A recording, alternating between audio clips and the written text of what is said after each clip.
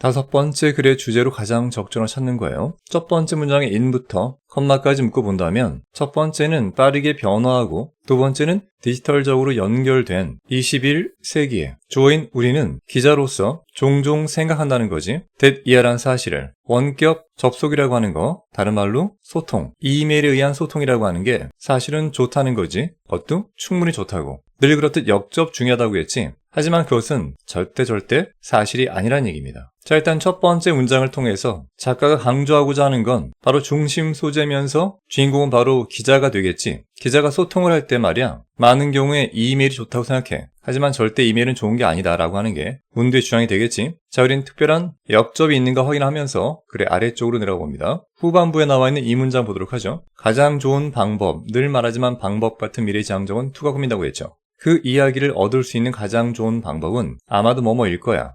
뒤쪽에 있는 for you는 to 부정사 의미상 주어겠지. 즉, 기자인 네가 마련하는 거야. 뭘 준비해? 만나는 걸. 즉, 그 거주민들을 그 공원에서 만나는 걸 준비하는 거지. 그런 다음에 이야기하는 거야. 그들과 거기에서. 이건 앞에 의미상 주어 뒤에 to 부정사가 동사원형 1번과 동사원형 2번으로 병렬 연결된 거 알 수 있겠지. 즉, 네가 마을 사람들과 공원에서 만나기 준비한 다음에 실제 공원에서 마을 사람들과 이야기하라는 얘기야. 다시 말합니다. you가 누구라고? 바로 기자란 말이야. 그럼 앞에 있는 그 이야기는 뭐겠어? 바로 취재하는 이야기겠지? 그리고 그 이야기는 아마도 그 공원에서 발생한 것 같아. 첫 번째 문장과 비교하면 그 마을 사람들한테 이메일을 보낼 수 있겠지만 그러지 말란 말이지. 즉, 그 마을 사람들과 만나서 직접 이야기해보라는 게 핵심인 것 같아. 뒤에 있는 if부터 저 뒤에 있는 콤마까지 한번 묶어본다면 기자인 당신이 말이야, relion은 의존하는 거니까 그 마을 사람들의 이야기 버전에만 의존한다는 얘기야. 이때 말한 이야기 버전이라고 하는 게 아마도 이메일 같은 게 되겠지. 내용만 듣는 거니까. 중요한 건 뭐도 없이, 그렇지, checking the facts, 바로 진짜 사실을 확인하는 것도 없이, 달리 말하면 현장에 와서 마을 사람 만나는 것도 없이 말이야.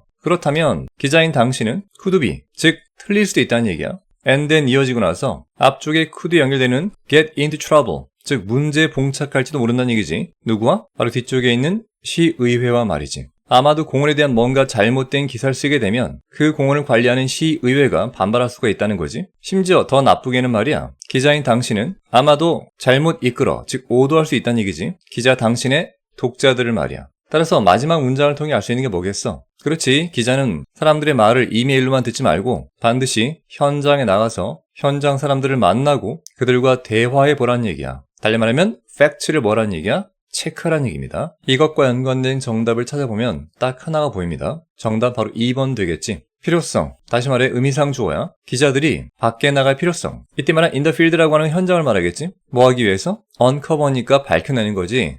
이야기를 말이야. 이때 말한 이야기는 사건의 전모를 밝힌다는 의미가 되는 거야. 커버는 말은 덮는 건데 uncover니까 드러내는 거겠지. 그래서 기자들은 반드시 현장에 나갈 필요가 있다는 걸 강조하는 글이 되겠지. 정답 2번이고 확실하고요. 우린 공부 차원에 나머지도 보도록 하겠습니다. 다시 올라가서 두 번째 문장부터 살펴보도록 하죠. 자, 꽤나 자주 저는 감정적 톤입니다. 뭐에 대한? 이때 말한 대화라고 하는 건 앞서 말했던 이메일 대화겠지. 그런 게 사라진단 말이야. 당연히 이메일 속에선 음의 높낮이 같은 게 없으니까 전혀 감정을 나타낼 수 없겠지. 뒤에 세미콜론 나오고 부연 설명이 이어지고 있죠. 그런 감정의 종류인 흥분 또는 두려움 같은 것들이 뒤쪽에 that부터 꾸며주고 있습니다. 그런 감정은 뭐냐? 우리가 경험하는 거겠지. 어디에서? 특정 상황에서 까지 묶어본다면 실제 주어는 흥분과 두려움이라고 하는 추상명사, 즉 단수기 때문에 동사도 단수로 받는 거죠. 이때 translate라고 하는 건 바뀐다 정도로 보면 되겠어. 잘 바뀌지 않는다는 거죠. 뭐로? beach and bite로. 누가 봐도 전자적 단위를 말하고 있는 거니까 이게 바로 이메일을 뜻하는 다른 의미가 되겠지. 즉 우리가 느끼는 흥분이나 두려움 같은 감정들은 비트와 바이트로 연결된 이메일에서는 절대 표현되지가 않는다는 걸 뜻하는 거야. 계속 같은 말이지. 다음 문장 봅시다. 따라서 좋은 기자는 말이야, 반드시 연결해야 돼. 무엇과? 정보원과. 그것도 얼굴과 얼굴을 마주하고 말이야.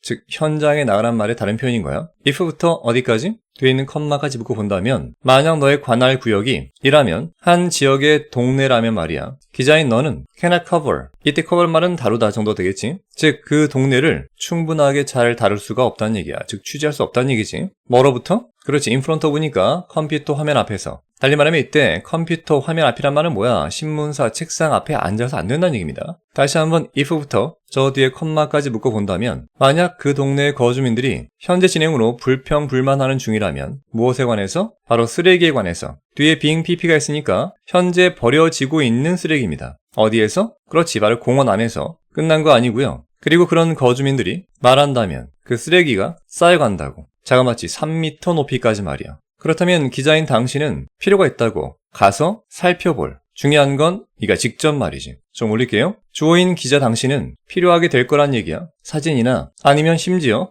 영상 장면까지 말이지. 나머지가 봤던 것들이죠. 최고의 방법, 즉 이야기를 얻는다는 말은 사건의 전모를 밝힐 수 있는 최고의 방법은, 그렇지, 기자인 네가 직접 준비, 마련하는 거야. 바로 그 공원에서 거주민들과 만날 준비를 하는 거지. 그리고 거주민들과 바로 거기, 즉 공원에서 이야기를 나누는 겁니다. 만약 네가 사실 확인도 없이 그냥 이야기만 듣는다면 그 이야기는 어쩌면 잘못된 걸 수도 있고, 그런 잘못된 사실을 보도하면 너는 곤경에 처할 수 있다는 얘기지. 바로 그 시의회와, 물론 더 나쁜 건 너가 너의 독자들한테 잘못된 정보를 줄 수 있다는 얘기입니다. 정답 확실하고요. 나머지 왜 오답인가 빠르게 보겠습니다. 첫 번째는 어려움, 보도하는 것에 대한 극한의 상황 속에서. 본문은 기자의 어려움을 얘기하는 게 아니라 현장 나서 팩트를 취재하는 얘기죠. 세 번째는 이유들. 도대체 왜 대중들은 신뢰해서는 안 되는가? 뉴스 보도들을. 대중들이 뉴스를 믿지 말라는 얘기도 아니었죠. 3번 탈락이고요. 네 번째 논란들이 있어. 무엇에 관한? 그렇지, 기자 역할에 관한. 뭐로서? 뒤에 나온 워치독이라고 하는 건 감시견, 즉 사회의 감시자로서 기자는 역할이 있는데 그거에 대한 논란이 있다는 얘기인데 전혀 언급이 없었죠. 다섯 번째는 중요성입니다. 준비하는 것에, 인터뷰 질문들을 말이야, 또 미리미리 준비한다. 전혀 관계없는 내용이 되겠죠. 자, 이 글의 한 문장 요약 보겠습니다.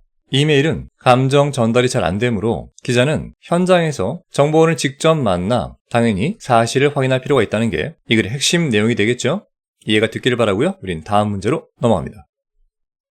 여섯 번째 글의 주제를 찾아보도록 하죠. 늘 그렇듯 첫 번째 문장 중요합니다. 앞에 not이 나왔고 전체를 말하는 올이 나왔죠. 이거 기억나야 됩니다. 모두 다 그런 건 아니다 라고 하는 부분 부정이 되겠죠. 즉 모든 장르들이 만들어지는 건 아니란 얘기입니다. 똑같이 어디에서? The feature film이라고 하는 건 장편 극장 영화를 말하는데 그런 영화 산업 세계에서 말이지. 앞에 한번 부정어 나왔을 때 뒤에 그걸 받는 노가 있겠지. 중요한 건 문 뒤에 부정어 오니까 뒤쪽엔 의문문 어순이 옵니다. 즉 동사가 먼저 나오고 그 다음에 주어가 나오는 비동사 플러스 PP 형태의 수동태가 오는 거겠죠. 즉 모든 장르가 또한 다 정의되어지는 건 아니란 얘기입니다. 속에서 주류나 또는 전통적인 방식 속에서 말이야. 첫 번째 문장은 글의 화두라고 해서 작가가 절대 대충 쓰는 법이 없다고 했지. 이 첫 번째 문장을 통해 작가가 말하고자 하는 게 뭐야? 그렇지? 영화 산업의 모든 장르들이 그렇게 쉽게 규정되어지는 게 아니라는 걸 뜻하는 것 같아. 자, 우린 글의 후반부로 한번 넘어가 보도록 하겠습니다. 자, 글의 아래쪽을 보면 대략 2개의 문장 정도 보도록 하죠. 이분도부터 보겠습니다. 아래쪽 컴마까지 바로 치고 나서 비록 뭐뭐지만 정도겠죠? 앞서 말했던 모든 영화 장르들이 사실은 이론적으로는 개방되어 있지만 어디에 있어서? 바로 장편, 극장, 영화 발전을 위한 토론에서 말이야. 그래, 모든 장르가 전부 다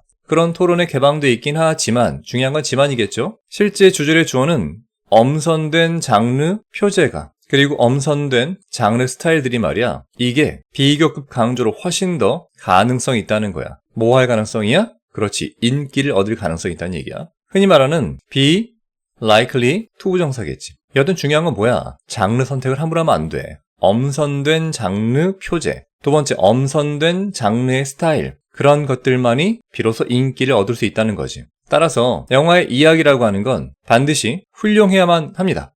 그러나 그 이야기라고 하는 건 반드시 되어야죠. 엄청난 이야기가 되어야 됩니다. 뒤에 빌트가 있으니까 만들어진 엄청난 이야기겠지. 뭐 속에서? 그렇지, 방금 말한 것처럼 장르 카테고리인데 바로 위쪽과 마찬가지로 엄선된 장르 카테고리가 되겠지. 장르의 스타일도 마찬가지 엄선해야만 됩니다. 그렇게 엄선된 장르에서 만들어진 이야기여야만 뒤쪽 보니까 가장 가능성이 있을 거란 얘기지. 어츄레이트는 유혹하는 거니까 사람들의 눈동자를 말이야. 까지 묶어본다면 작가는 이 글의 후반부를 통해서 뭘 강조하는 겁니까? 그렇지, 영화의 장르를 선택할 때 함부로 하지 말고 어떤 장르건 엄선하란 얘기야. 그렇게 엄선된 장르의 이야기일 때만 사람들의 시선을 끌어당길 수 있다는 얘기겠지. 관련된 건 정답 몇 번인가 보면 누가 봐도 3번인 거 알 수가 있겠지. 중요성, 뭐에 관한? 전략적 장르 분류에 관한. 뭘 위해서? 그렇지, 바로 성공을 위해서. 영화 산업의, 즉 영화 산업에서 성공하기 위해선 반드시 그 영화의 장르를 대충 선별하면 안 되고 전략적으로 엄선해서 선별 분류하라는 거겠지. 그게 정말 중요하다는 걸 강조하는 거야. 3번 정답인 거 알 수 있겠고, 우린 공부 차원에 나머지도 마저 보도록 하겠습니다. 첫 번째 when부터 해서 컴마까지 묶어보자면 대부분의 우리들이 생각할 때 뭐에 대해서? 장르의 표제에 대해서 말이야. 우리는 이때 말한 go for라고 하는 건 아마도 앞쪽에 있던 생각한다랑 같은 의미가 되겠지, 생각하고 난다는 얘기입니다. 뒤쪽에 있는 일반적인 장르들을 말이야. 예를 들면 드라마, 코미디, 호러, 가족 영화 등등등. 중요한 건 역접이죠. 하지만 이것은 사실 아니란 얘기야. 뒤에 간접 의문문이니까 네모를 쳐볼게요. 어떻게 배급업자라든가 제작자들이 분류하는지, 바로 장르를, 즉 영화 전문가들은 이렇게 분류하지 않는다는 얘기입니다. 관계 대명사 위치가 앞에 나온 장르를 꾸밉니다. 그 장르라고 하는 건 또 다른 중요한 단서란 얘기입니다. 여러분의 홍보 접근법에 있어서 말이지. 즉 여러분들이 영화 포스터라든가 홍보 문구를 볼 때 말이야, 그런 광고에 접근하면 여러분들은 그 영화의 장르를 보고 아마도 그런 영화를 선택하겠지. 그러니 매우 중요한 단서란 말이야. 앞에 나온 장르라고 하는 게 말이지. for부터 해서 괄호 묶어서 컴마까지 한번 묶어본다면 도주는 사람들이고 뒤쪽에 있는 그 사업 분야에 있다는 말은 즉 영화계 종사자한테 있어서란 말이 되겠지. 비교급 강조로 훨씬 더 구체적인 언어가 수동태로 사용되어진다는 얘기지. 조금 올릴게요. 예를 들면 공포물이라고 하는 단순한 타이틀이 아마도 대신에 홍보될 수도 있다는 얘기야. 뭐로써? 크리처, 즉 괴물 영화라고 말이야. 또는 앞에 나왔던 as가 2번 반복되는 구조겠죠? 뭐로써? 여성이 주도하는 스릴러 영화라고 말이지. 자, 감 잡았겠지만 앞에 있는 단순한 이 호러물이라는 타이틀보다는 훨씬 더 구체적인 언어가 사용되는 거겠지. 즉 공포 중에서도 괴물 영화, 아니면 여성이 주도하는 스릴러 영화, 이런 식으로 굉장히 구체적이라는 얘기죠. 자, 두 번째는 바로 가족 영화 컨텐츠입니다. 이것 또한 다양할 수 있다는 얘기지. 어떤 관점에서? 에이지 스큐라고 하는 게 연령 편중이라는 뜻이 있습니다. 즉 나이대에 따라 어느 한쪽으로 편중된다는 얘기죠. 뒤쪽에 and로 이어지고 내용 접근법에 따라서, 즉 이번엔 가족 관련 영화 컨텐츠도 말이야, 달라질 수 있는 조건이 두 가지라는 얘기지. 첫 번째는 연령의 편중, 두 번째는 접근 방식에 따라서 말이야. 이거 한번 예를 들어봐야겠지. 즉 예를 들면 한 영화가 있어. 마찬가지 영화가 뭘 목표하는 게 아니라 목표되어지는 거니까 에임드가 되겠지. 즉 나이대는 5살짜리 아이들이야. 즉 그 아이들을 목표로 한 영화는 will be, 될 거라고 엄청나게 다를 거란 말이야. in terms of, 즉 소재와 스타일 그리고 주제 면에서 말이야. 뭐보다? 어떤 영화 제목보다. 마찬가지 그 제목도 목표되어진 거니까 ED가 꾸미는 거겠지. 바로 12살 아이들을 말이야. 까지 묶어본다면 12살 아이를 타겟으로 하느냐 아니면 5살짜리를 타겟으로 하느냐에 따라서 가정영화의 컨텐츠가 매우 많이 달라질 수 있다는 걸 말하는 거겠지. 나머지도 봤던 겁니다. 비록 모든 장르가 이론적으로는 다 개방되어 있습니다. 장편, 극, 영화, 발전, 토론에 말이야. 하지만 그 중에서도 엄선된 장르의 표제, 엄선된 장르의 스타일, 이런 게 가장 인기를 얻기 쉽다는 얘기지. 따라서 이야기가 아무리 좋다고 해도 그게 엄선된 장르의 카테고리 범주 안에 있지 않으면 사람들이 눈을 사로잡을 수 없다는 얘기겠지. 내용은 나왔고요. 1번부터 왜 오답인가 살펴보겠습니다. 첫 번째 보면 차이점, 선호되어진 영화 장르의 차이점. 뭐에 따라서? 나이와 성별에 따라서. 나이와 성별에 따른 영화 선호는 언급된 게 없었죠. 두 번째는 어려움, 정확하게 분류를 나누는 것의 어려움. 영화 장르를 말이야. 뭐에 따라서? 그렇지, 이야기 자체에 따라서. 장르 선별이 어렵다, 그걸 말하는 게 아니었겠죠. 네 번째는 필요성, 고용하는 것에 영화 비평가를 뭘 위해서? 효과적인 소통을 위해서 청중들과 관계없는 얘기고요. 다섯 번째는 기술들, 영화 장르에 이름 붙이는 기술이죠. 뭐 하기 위해서? 제공하려고 포괄적인 아이디어를, 그 영화에 대한 영화 정보를 소개하기 위한 장르에 이름 붙이기, 이런 건 언급이 없었죠. 답은 3번인 걸 알 수 있겠고요. 한 줄 요약 보겠습니다. 영화 장르는 그 영화의 홍보 효과를 위해서 특정 관계에 맞춰 구체적 언어로 분류가 되는 거지. 즉 그렇게 분류된 인기 있는 장르가 비로소 주목을 받는다는 얘기입니다. 본문의 내용을 이해했길 바라고요. 우린 다음 문제로 넘어가도록 합니다. 7번째 주제를 찾는 문제입니다. 먼저 첫 번째 문장 주어는 집주인들이야. 이 사람들은 가지고 있다는 거지. 아주 강력한 인센티브, 즉 동기가 있다는 거야. 동기 같은 미래지향적 명사는 늘 뒤에서 투부정사 꾸민다고 했죠. 즉 로비를 하고 싶은 그런 동기가 있다는 건데 로비라는 건 누구한테 하는 걸 말하는 거야? 미국의 주 그리고 연방에서 선출된 선출직 공무원들한테 말이지. 뭐 때문에 로비하는가 봤더니 지역의 장소 기반 정책들 있잖아. 이런 정책들을 세우는 게 바로 정치인들인데 그런 정책들이 사실은 높여주는 정책이란 얘기지. 이때 말한 그들은 바로 집주인들을 말하고 그들의 자산 가치라고 하는 건 아마 부동산 가치를 말하겠지. 즉 첫 번째 문장을 통해 우리가 알 수 있는 게 뭐야? 그렇죠. 집주인들은 말이야. 어쨌든 그들 집 부동산 가치를 높이기 위해서 이런 정치인들한테 정치적 로비를 하고 싶은 강력한 동기가 생긴다는 얘기야. 아래쪽 보니까 그런 로비한다는 행동이 총 2번이 나옵니다. 둘 다 뒤에 동사 can be가 이어지고 있죠. 뭐뭐일 수 있다. 여기도 뭐뭐일 수 있다는 얘기야. 첫 번째 나왔던 경우는 사회적으로 유익할 수 있다는 거고요. 두 번째 나왔던 건 반대로 사회적으로 손실이 클 수 있다는 얘기지. 즉 첫 문장에서 말한 집주인의 로비라고 하는 건 좋을 수도 있고 나쁠 수 있다는 얘기 같아요. 우린 과감하게 그래 후반부로 넘어가 봅니다. 뒤쪽 보니까 in부터 해서 최근 몇 년 동안까지 묶어보고 저는 미국에 있는 산림청입니다. 얘네가 돈을 써오고 있다는 얘기야. 보니까 절반이 넘는 금액을 그 산림청의 예산에서 말이야. 어디에 쓰는가 봤더니 바로 야생 산불의 화재 진압에 쓰고 있는 거지. 그리고 이러한 목, 즉 부담이라고 하는 게 수동태로 예상되어진다는 거야. 증가할 거로 다가오는 향후 몇 년간 말이지. 그 다음 나오는 이런 에이전시라고 하는 건 앞에서 말했던 미국 산림청을 말하겠지. 그 산림청이 계속해서 뭐 하고 있다는 거야? 그렇지, 돈을 쓰고 있다는 거야. 자그마치 10억 달러 이상의 돈을 말이지. 그것도 해마다. 뭐 하려고? 화재를 진압하기 위해서. 자, 우린 글의 마지막을 통해서 이러한 미국 산림청이 돈을 쓰는 이 행위가 바로 집주인의 로비에 의한 것이란 짐작을 할 수 있겠지. 그리고 그런 로비에 대한 결과는 더 많은 지출로 이어질 거라고 계속 예상되어진다는 것 같아. 즉, 이 말은 집주인들의 로비가 성공적으로 유지가 되고 있다는 말이겠지. 또한 상당한 영향력이 있다는 걸 보입니다. 이걸 염두에 두고 보기를 한번 보자면 정답이 한 가지가 보이죠?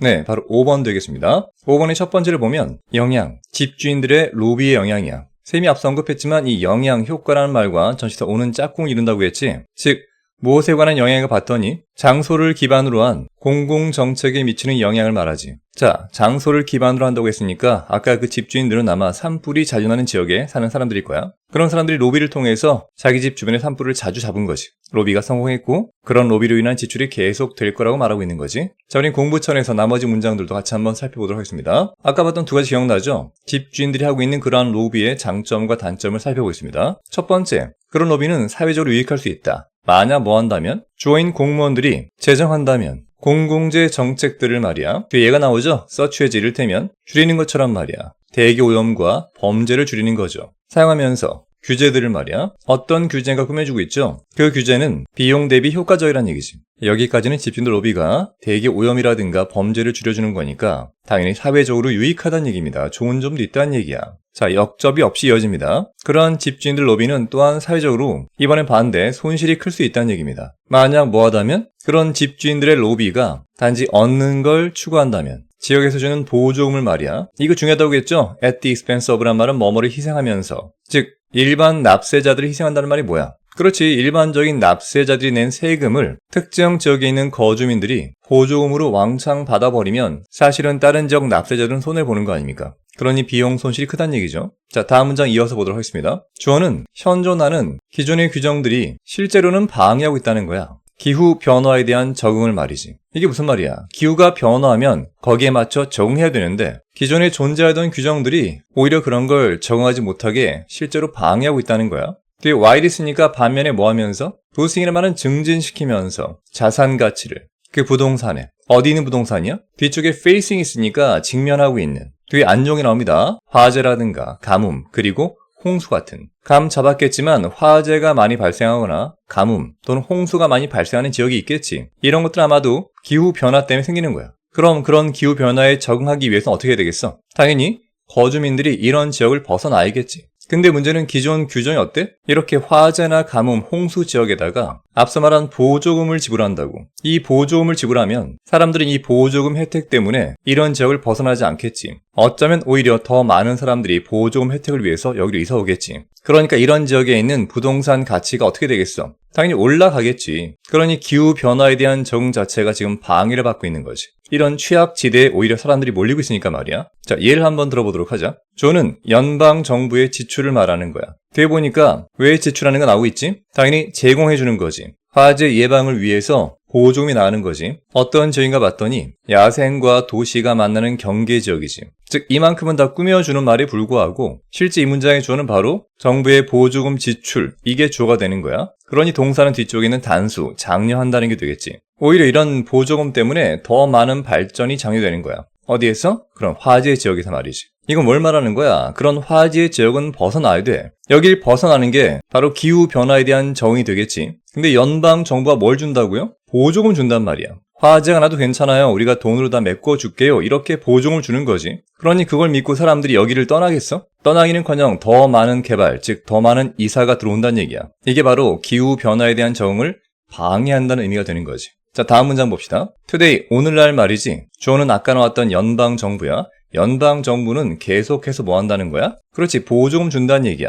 화재 예방에다가. 그리고 이어지는 건 아까 봤던 문장이지. 최근 몇 년 동안 미국 산림청은 산림청이 가지고 있는 예산의 절반 이상을, 이게 중요한 거야. 절반 이상을 실제 화재 진압에 계속 써오고 있다는 겁니다. 이 말은 뭐야? 보조금 아무리 줘도 화재가 줄지 않는다는 얘기입니다. 왜? 여기는 벗어나야 할 지역인데 오히려 보조금으로 사람이 더 많이 오면서 화재를 더 많이 일으키는 거겠죠. 이 사람들이 화재를 일으키고 지원금 받으면 그 지원금 누가 내는 거야? 아까 봤던 일반 납세자들이 내는 거잖아. 그러니까 뒤에 있는 이러한 부담, 즉 다른 납세자들의 부담이 계속 증가할 거란 말이야. 다가오는 몇 년 동안 마찬가지. 이주민이 늘어날 것이고 산불은 증가할 것이고 더 많은 산불 예방 비용이 들겠지. 그것도 해마다 말이야. 끊임없이. 따라서 이들은 정부의 무분별한 산불 지원 정책에 대한 잘못된 결과를 말하고 있는 거지. 정답은 아까 봤던 것처럼 5번 확실하고요. 즉 산불 발생 지역에 집을 가진 사람들이 로비를 하는 거지. 이때 말한 장소 기반이라고 하는 건 산불이 자주 발생하는 장소란 말이야. 이게 공공정책에 어떠한 영향을 끼치고 있느냐 이거야. 그래, 후반부에서 봤던 것처럼 해마다 엄청난 산불 예방 비용이 지출되고 있고 그건 전 국민이 낸 세금을 낭비하는 거에 불과하다는 얘기입니다. 나머지 왜 오답인가 살펴보도록 하죠. 첫 번째, 집 주인들의 비윤리적인 로비 행위 높이기 위해서 그들의 자산 가치를. 자, 이거 매우 매력적인 오답입니다. 왜냐? 비윤리적인 로비라고 말했지만 본문의 첫 번째 기억나십니까? 그 로비를 통해서 사회적으로 유익한 경우도 있었죠. 물론 후반부는 유익하지 않은 경우에 대한 예가 많았지만 여기 유익한 게 있기 때문에 비윤리적이다라고 단정 지을 수는 없겠죠. 그래서 1번은 정답이 될 수가 없다는 거야. 자신의 자산 가치를 높이기 위한 로비는 그 자체만으로 부정적이다, 비윤리적이라고 말할 만한 근거가 없기 때문이겠죠. 자, 두 번째 볼까요? 파스블이니까 잠재적인 바람직하고 바람직하지 않은 결과, 뭐에 대한? 산불에 대한 결과를 말하는 게 아니겠죠. 세 번째는 낮은 예산입니다. spent니까 쓰여진 거겠죠. 산불 예방에. 일단 말이 안 되죠. 예산이 엄청나게 많았기 때문에. 뒤에 이어지는 게 있습니다. 그리고 그것의 결과적인 영향, 답이 될 수 없겠고요. 네 번째는 증가되어지는 부담입니다. 무엇에 대한? 납세자들에 대한. 지지하기 위해서 정부의 지출을 말이지. 이건 핵심 키워드인 집주인도 빠졌고요. 로비도 빠졌고요. 지역 기반이란 말도 빠졌기 때문에 정답 될 수가 없겠죠. 답은 5번 될 수밖에 없다는 거 염두에 두시고요. 한 문장 요약 보도록 하겠습니다. 자산 가치를 위한 집주인들의 정치 로비 행태는 때론 그 지역 공공정책에 유익할 수도 있지만 글의 후반부처럼 해롭게 만들 수도 있다는 게 이 글의 중심 내용이 될 수 있겠죠. 이해가 됐길 바라고요. 우린 다음 문제로 넘어갑니다. 8번째 주제 문제입니다. 첫 번째 문장 보면 과학이 주어져 현재 완료로 성장해 오고 있다는 얘기야. 모럴 되니까 뒤쪽에 있는 매우 빠르게보다 더 빨리란 얘기겠지. 언제부터? 그렇지, 1600년대부터. 항상 역접 중요하다고 했지. 그러나 과학의 기본적인 아이디어는 현재 완료로 지금도 남아있다는 거야. 똑같은 상태로. 뒤쪽에 콜론이 부연 설명합니다. 즉 그 기본적인 아이디어가 뭔지를 설명하는 거겠지. 주어인 과학적 아이디어는 조동사 뒤에 수동태로 반드시 지지를 받아야 돼. 증거에 의해서. and로 이어지고 앞에 나왔던 must be에 이어지는 병렬 구조겠죠. 첫 번째는 BPP, 뒷받침되어져야 한다. 두 번째는 be subject to ing. 두가 전치사이기 때문에 뒤에 ing라든가 지금처럼 명사가 오겠죠. 즉 채택되어져야만 한다. 뒤에 o가 나오니까 그렇지 않다면, 즉 채택되어지는 게 아니라면 must be rejected, 거절돼야 한다는 얘기야. 늘 그렇듯 글의 첫 번째 문장은 화두를 던진다고 했죠. 작가가 대충 쓰는 법이 없습니다. 이 글을 통해 작가가 말하고자 하는 게 뭐야? 과학의 역사는 비록 오래되긴 했지만 기본 생각은 변함이 없어. 과학적 아이디어는 반드시 첫째, 증거에 의해 뒷받침되어지고 그게 맞다면 받아들여지는 거고 그 증거가 잘못된 거면 쉽게 말해 까이는 거죠.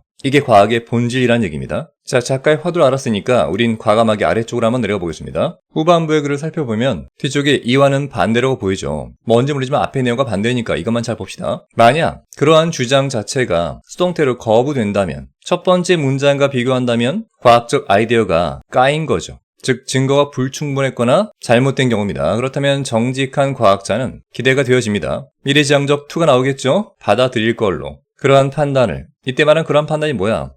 이 가설 까였어 라는 거 받아들여야겠죠. 자, and로 이어지고 기대되어지는 거에 두 가지가 나오겠지. 첫 번째 to accept and to move on이겠지. 즉 또 다른 걸 찾아서 계속 나아갈 걸로 기대되는 거죠. 물론 첫 번째는 까인 걸 인정하고 말이야. 둘 다 to 부정사에 묶이는 동사 원형입니다.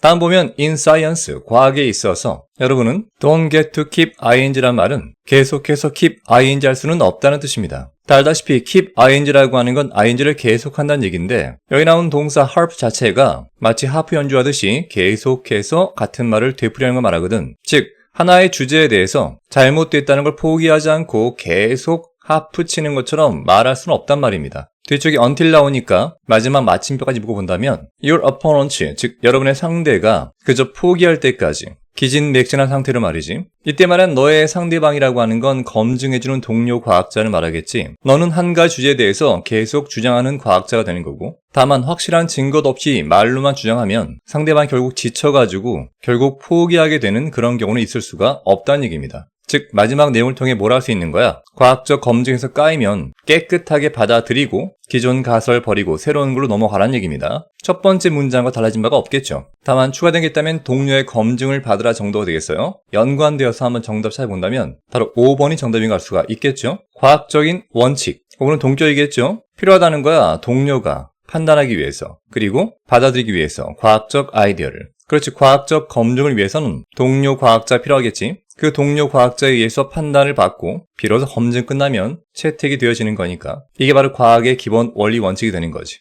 정답 5번 확실하고요. 우린 나머지 내용도 공부 차원에 보도록 하겠습니다. 다시 한번 위로 올라가 보도록 하죠.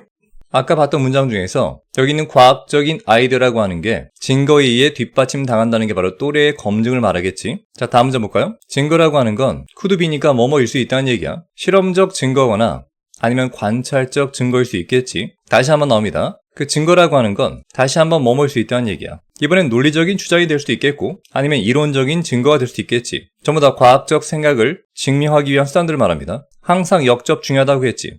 이때 whatever라고 하는 건 뭐든 간에란 의미로 뒤쪽 콤마까지 묶어서 복합 관계 부사절이라고 하죠. 뭐 말은 어렵지만 그냥 든지야. 즉, the body of science, 과학적 중심 부분이 whatever, 무엇이든지 간에 정도가 되겠지. 뒤쪽엔 그 유명한 both A and B가 되는 거니까 주어는 아이디어와 증거 둘 다가 되는 거야. 문법적 포인트 조심하세요. 이때 used라고 하는 건 조동사가 아니고요. 뒤쪽에 실제 동사 must be가 나오기 때문에 사용한다의 pp가 되는 거겠지. 즉 사용되어진으로 해석하셔야 됩니다. 뒤쪽은 to 부정사가 나오니까 it까지 괄호쳐서 묶어야 됩니다. 이렇게 말이죠. 이때 말은 it이라고 하는 건 앞에 나온 the 아이디어를 받는 게 되겠죠. 즉 한 과학자의 아이디어와 그 아이디어를 뒷받침할 증거 이 두 가지 모두 말이야 반드시 판단받아야만 합니다. 누구에 의해서? 주어리가 보통은 배심원단인데 이때는 심사위원단 정도 되겠죠. 그 과학자의 과학 동료들로 이루어진 심사위원단의 판단을 받아야만 한다는 얘기야. 자, 다음 문장 보도록 합시다. until부터 한번 묶어볼까요? 주어는 하나의 주장입니다. 앞에 언급됐던 the 아이디어랑 동의어가 되겠죠. 그 과학적 주장이 통과할 때까지 그러한 평가, 판단을 말이야. 이때 나오는 that은 동격의 that이라고 하는 거야. 즉 앞에 나왔던 그 평가라고 하는 것이 바로 동료 심사를 의미한다는 게 되겠죠. 까지 묶어본다면 한 과학자의 주장이 동료 심사를 통과하기 전까지는 말이야. 그 주장은 입니다. 그저 그거일 뿐이죠. 이때 나온 컴마도 동격이겠지. 단지 주장일 뿐이라고. 그러니 인정받고 싶으면 가서 동료 검증 통과하라는 얘기야. 자, 이 문장은 과학적 주장에 있어서 동료의 평가가 얼마나 중요한지를 말하는 게 되겠죠. 이 글에 총 3번의 that이 나오는데 첫 번째 that은 지시 형용사겠죠. 두 번째 that은 동격이고요. 세 번째 that은 지시 대명사라고 해서 바로 앞에 나왔던 acclaim, 즉 그저 주장에 불과하다는 얘기입니다. 다음 문장의 주어는 what절입니다. count is라고 하는 게 뭐뭐로 간주되는 건데 뒤에 지식이 있으니까 지식으로 간주되는 것은입니다. 특이한 건 동사가 is가 아니라 아가 쓰였다는 거야. 동사가 복수이란 말은 주어가 복수란 얘기니까 즉 지식으로 간주되는 게 하나가 아니라 여러 가지 아이디어란 의미입니다. 그러니 뒤에 아이디어들이라는 복수 나오는 거죠. 그런 아이디어들은 수동태로 채택되어집니다. 누구에 의해서? 바로 뒤에 나온 동료 전문가 단체에 의해서 말이죠. 뒤쪽에 which is why란 말은 그게 이유다. 간단하게 그냥 so 하시면 됩니다. 그래서 join 멤버들, 즉 이러한 학회의 멤버들은 말이야 스톤트를 종종 불리어주곤 하는 거지. 바로 동료들이라고 말이야. 나머지는 앞에 봤던 내용들이죠. 앞부분까지는 채택되는 긍정적 상황인 반면에 그와는 반대로 만약에 거부되어진다면 정직한 과학자는 일단 거부됐다는 판단을 받아들이고 다른 가설로 넘어가야 된다는 얘기야. 그러니 과학에서 절대 한 가지 주제, 즉 한 가지 아이디어를 가지고 때를 쓰면 안 된다는 얘기입니다. 정답은 나왔고요. 나머지 왜 오답인가 빠르게 보고 넘어가겠습니다. 첫 번째는 부정적인 영향, 동료 심사가 현재 진행 중인 연구에 끼치는. 본문은 동료 심사가 매우 중요하다고 했지 이에 대한 부정적 언급은 없었죠. 두 번째는 요소들, 어떤 요소인가 봤더니 만드는 과학자들을 덜 자신감이 있게 그들의 주장에 있어서 더 자신감을 잃게 만드는 요소, 그런 건 언급된 게 없었죠. 세 번째는 위험이야. 혹은 동격이라고 해서 집착하게 되는 것이 위험이죠. 오직 과학적 사고에만 집착한다, 그게 위험하다, 그런 것도 언급된 게 없었죠. 네 번째는 중요성이지. 수집하는 것에 객관적 증거를 뭐에 있어서? 이론 확립에 있어서. 매력적 오답이겠죠. 하지만 객관적 증거만 모으면 안 됩니다. 반드시 동료의 검증이 필요하기 때문에 우리는 4번보다 5번 정답이 갈 수가 있습니다. 이 글의 한 문장 요약 보도록 하죠. 과학적 주장은 당연히 증거에 의해 뒷받침되어야 하는데 그 증거라고 하는 건 동료의 검증을 거쳐 평가받고 수용돼야 한다는 얘기죠. 만약 평가에서 까이면 깨끗하게 인정하고 다른 생각을 찾아봐야 됩니다. 이해가 되길 바라고요. 이렇게 해서 유닛 첫 번째 주제 추론에 대한 문제 총 8개를 풀어보면서 함께 설명드렸습니다. 늘 그렇듯 문두에 작가가 주장하는 화두가 먼저 확인해 본 다음에 글의 후반부와 연결지어서 정답의 근거를 찾는 게 중요합니다. 도움이 좀 되길 바라고요. 우린 다음 강의에서 또 뵙겠습니다. 마치겠습니다.